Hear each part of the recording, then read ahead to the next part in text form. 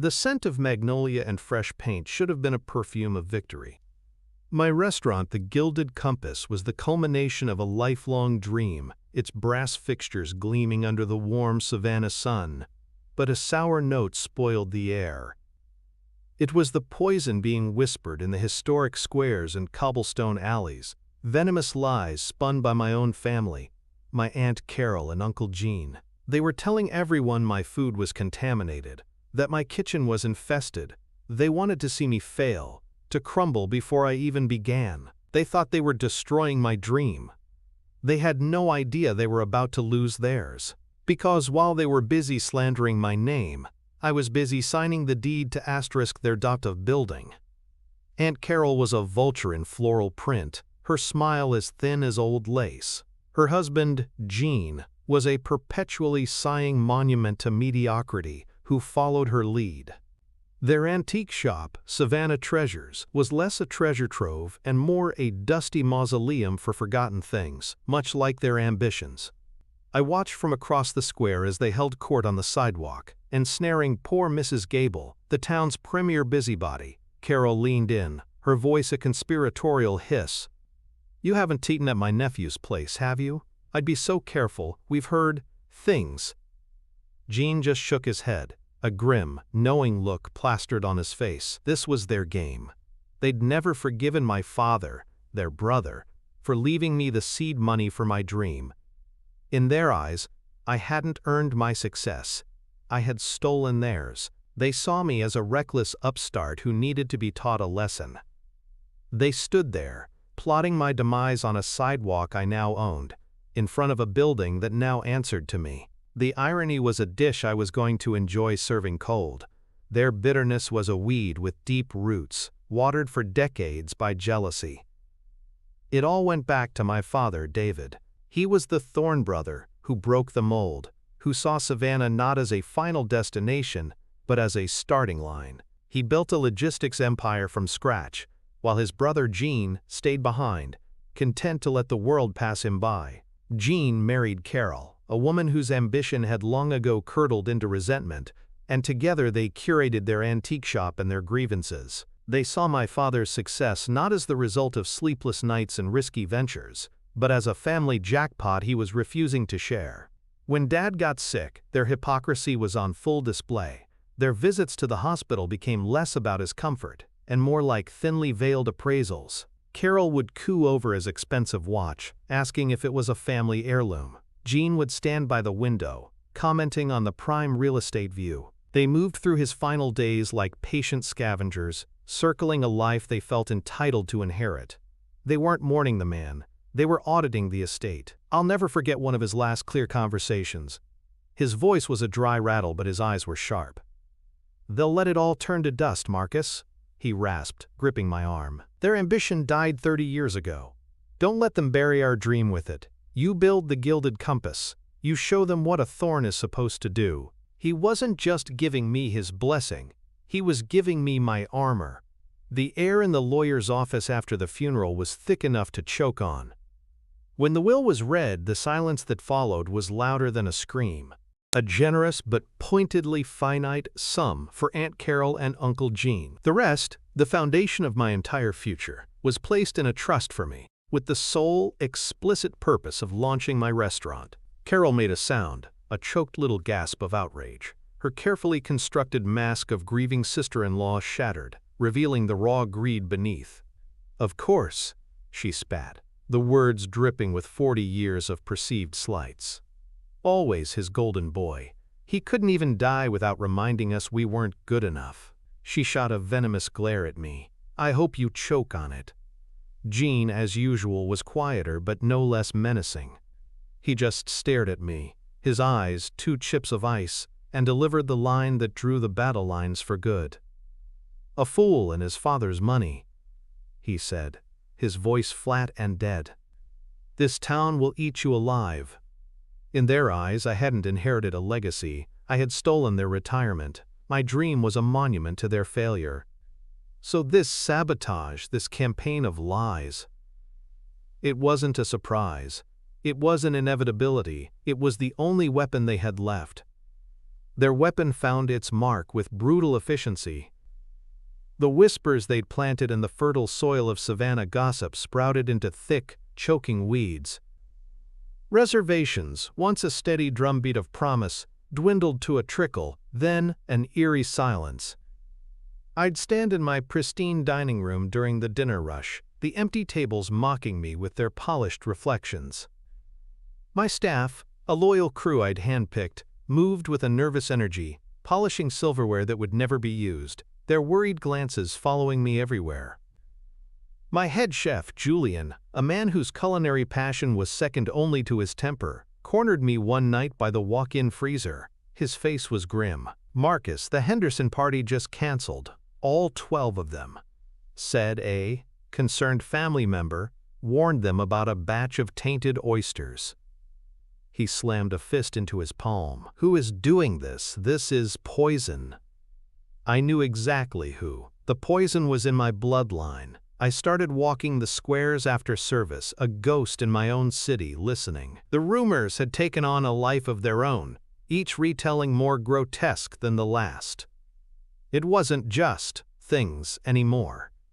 It was specific, surgical lies, cross-contamination, health code violations, a terrible bout of food poisoning that was hushed up. They were building a narrative, brick by venomous brick, designed to collapse my reputation entirely. The final piece of proof I needed came on a Tuesday night. I saw them holding court on the patio of a cafe across the street, positioned perfectly to watch my restaurant's slow, agonizing death. And sitting with them, leaning in with a rapt expression, was Thomas Abernathy. Not just a food blogger. Abernathy's weekly column in the * Savannah Chronicle was the gospel. His word could build an empire or topple one. I slipped into the shadows of a nearby alcove, close enough to hear every treacherous word. Carol was in her element, dabbing at dry eyes with a silk handkerchief.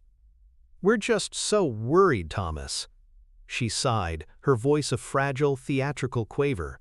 "Marcus is a good boy, but he's in over his head.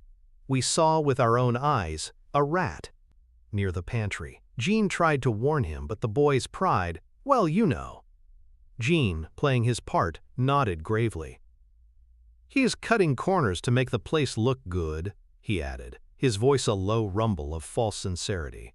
"It's a beautiful facade, but the foundation is rotten. We just don't want to see anyone get sick." Abernathy looked horrified, scribbling furiously in his notepad. This was it. The kill shot. They weren't just trying to wound my business, they were trying to bury it and salt the earth. The urge to storm across the street, to unleash the torrent of rage building inside me, was a physical force. My hands trembled. But then I remembered my father's words. Show them what a thorn is supposed to do, not with a primal scream, but with cold, hard precision. I stayed hidden, my back pressed against the cool brick. I pulled out my phone, angled it just right, and pressed record. The microphone was sensitive enough to catch every syllable of their slander. Every lie, every piece of fake concern, every drop of venom, it was all there, a digital testament to their treachery. I listened until they paid their bill and left, Carol patting Gene's arm in a gesture of shared victory. They walked away, confident they had just hammered the final nail into my coffin. They had no idea they were simply dictating the first chapter of their own eviction notice. I walked back to the gilded compass, the city's twinkling lights feeling like a distant galaxy. The rage inside me was a white-hot furnace, but on the surface, I was ice. A primal scream would have been a release, but it would have been a waste. My father built an empire on strategy, not temper tantrums. Vengeance, I decided, wasn't a firestorm. It was architecture. And I was about to design my masterpiece. The restaurant was silent, except for the low hum of the coolers. Julian was leaning against the stainless steel pass, his face a mask of exhaustion and defeat. He looked up as I entered, his eyes searching mine for any sliver of hope. "Anything?" he asked, his voice rough.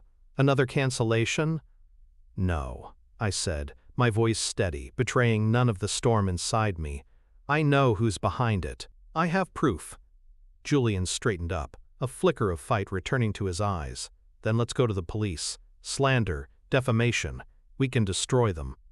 I shook my head slowly, pulling off my jacket and hanging it neatly. The law is too slow, Julian, and their punishment would be a slap on the wrist.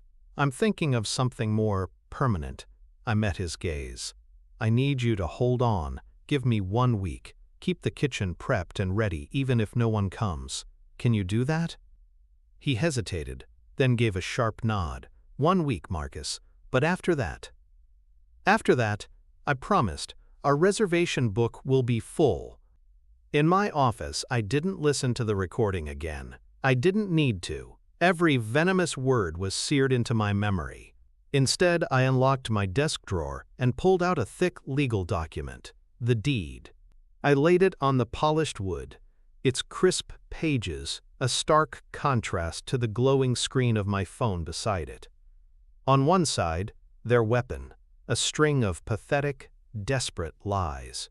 On the other, mine, 4 walls, a roof, and the ground beneath their feet. I picked up the phone and dialed my father's lawyer, Mr. Davies. He answered on the second ring, his voice the familiar, dry timbre of old paper and expensive whiskey.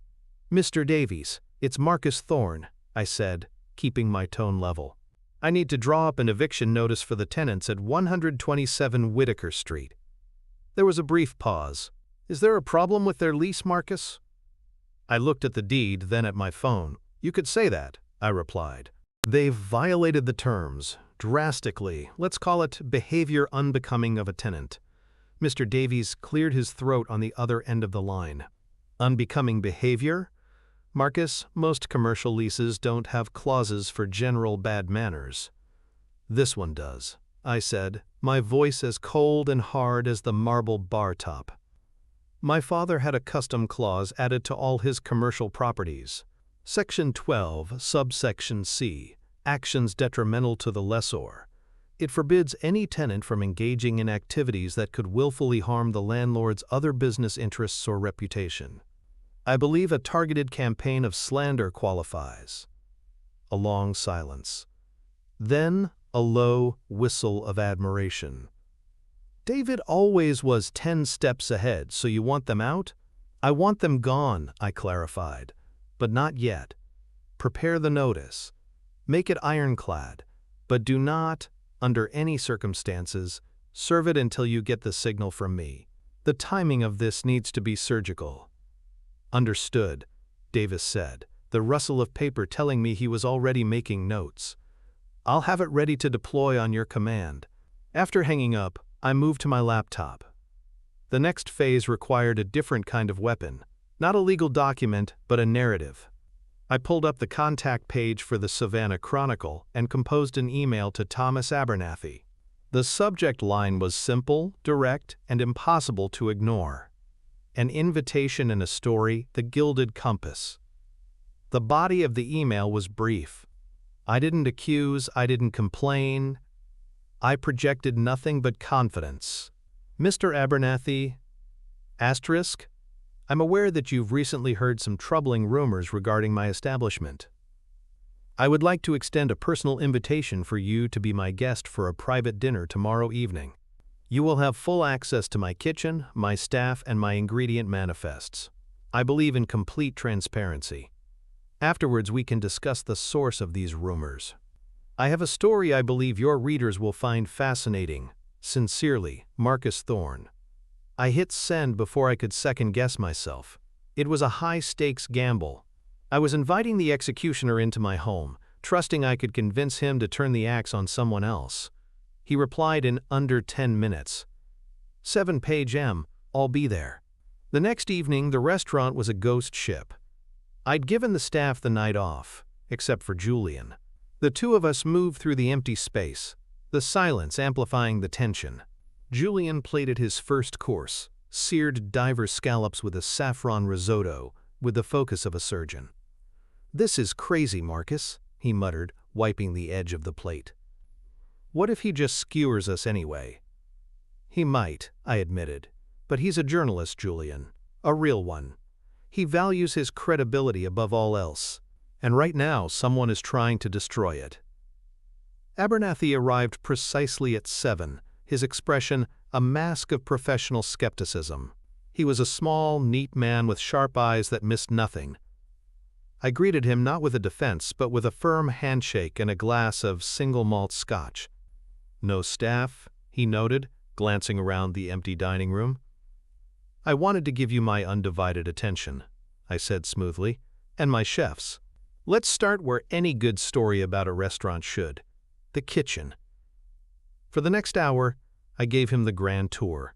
I showed him the spotless walk-in, the gleaming prep stations, the dated invoices from our local, high-end suppliers. Julian walked him through the larder, explaining the provenance of every vegetable, every cut of meat.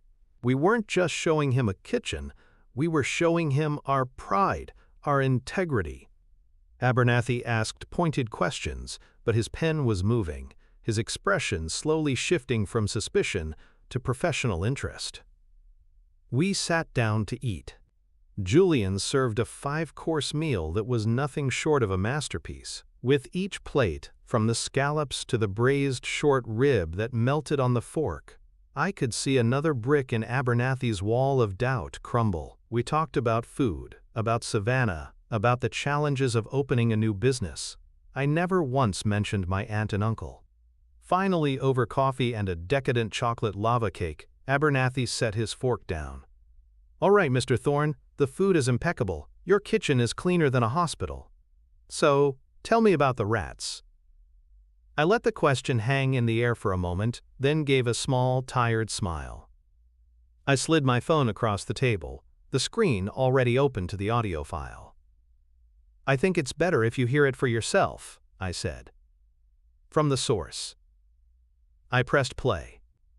The hushed, conspiratorial tones of Carol and Jean filled the silent dining room. Their voices, tinny and distorted through the phone speaker, sounded even more venomous in the sterile quiet.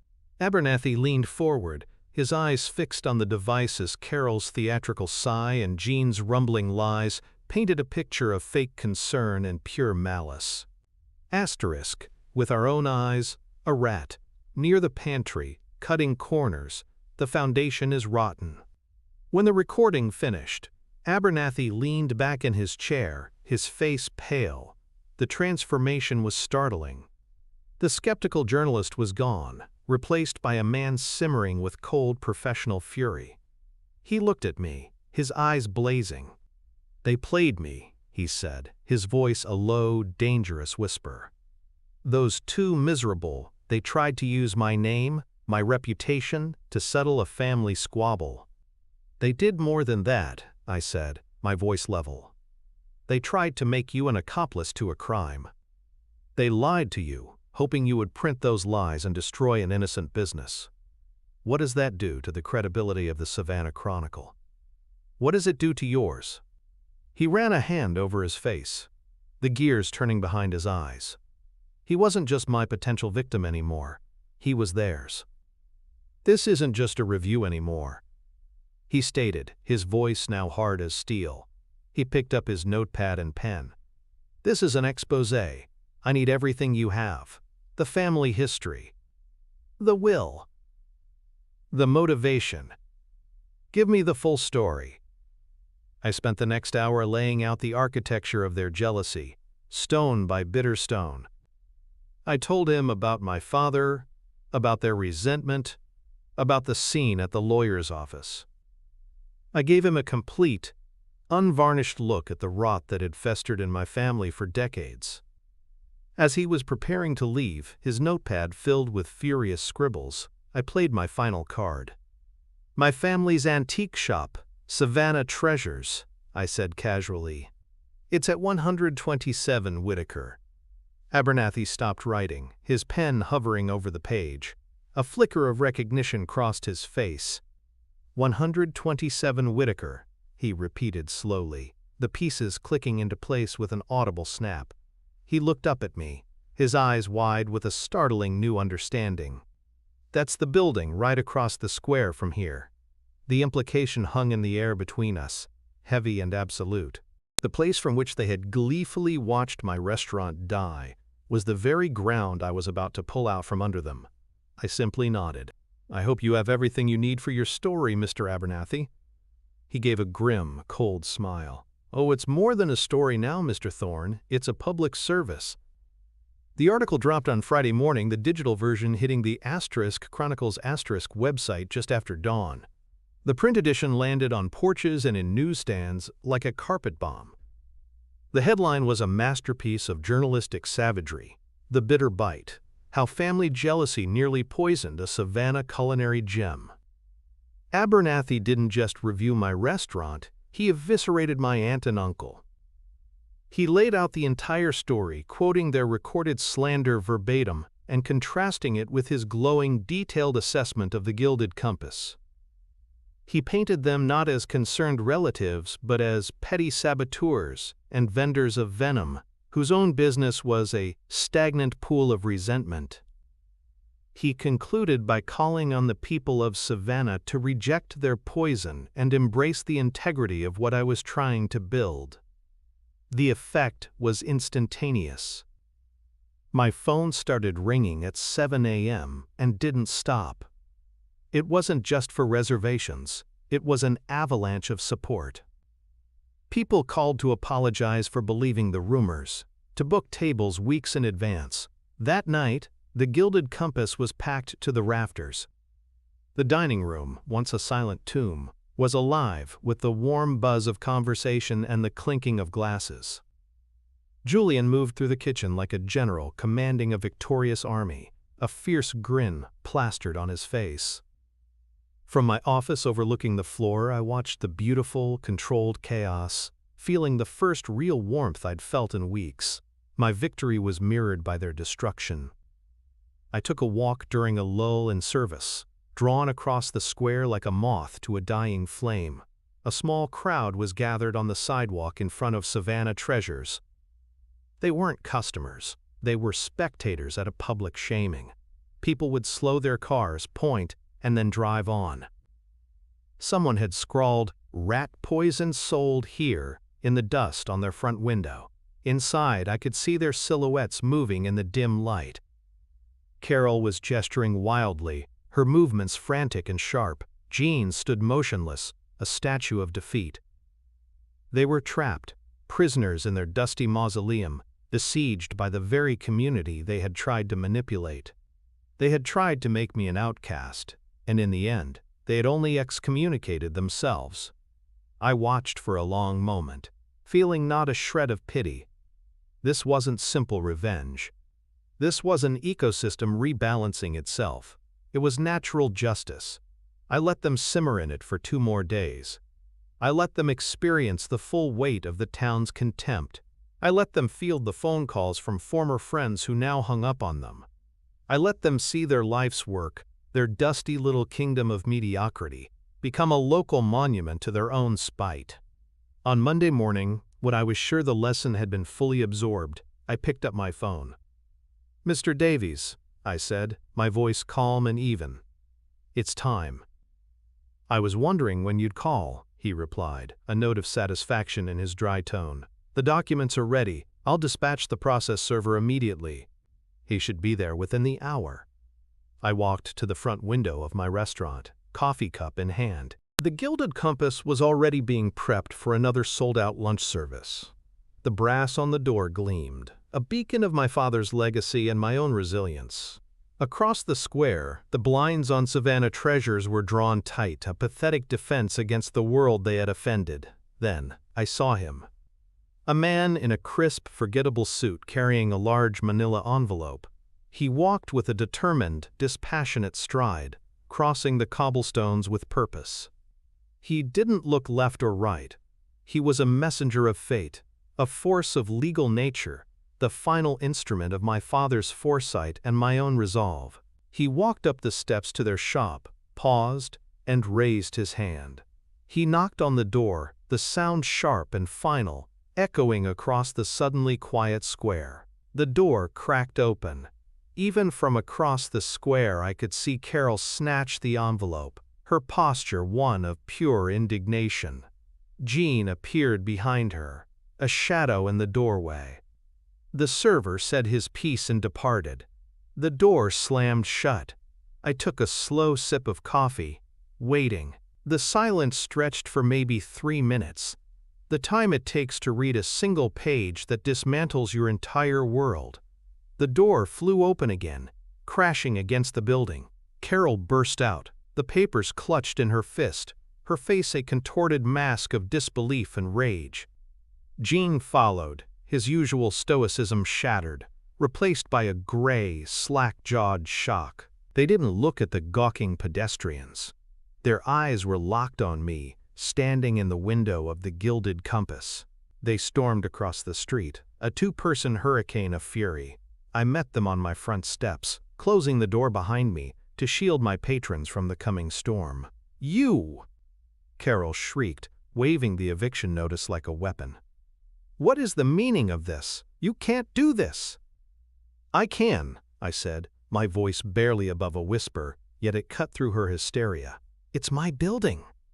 The words hit them like a physical blow. Gene stumbled back a step, his hand going to his chest. Carol's mouth opened and closed, but no sound came out. "My father bought it 5 years ago through a holding company," I explained, letting each word land with surgical precision. "He left it to me, all of it." "Your father," Gene finally croaked, his voice thick with betrayal, "he would never." "My father would be disgusted by what you've become," I shot back, my voice turning to ice. "He also believed in protecting his assets. You should have read your lease." Section 12, subsection C, actions detrimental to the lessor, forbids any tenant from willfully harming the landlord's other business interests. Like, for instance, spreading vicious lies about rats to drive them into bankruptcy. Carol's face crumpled. The rage evaporated, leaving behind a pathetic, raw desperation. "Marcus, please," she whimpered. "It's all we have." "You had your legacy," I said, turning away from them. "You had your brother's respect. You let it all turn to dust for a little bit of envy." I opened the door to my restaurant, pausing on the threshold. "You have 30 days to vacate my property. I suggest you don't waste them spreading any more rumors." "What would you have done in my situation? Go straight for the eviction, or get a little more creative with your newfound landlord powers?"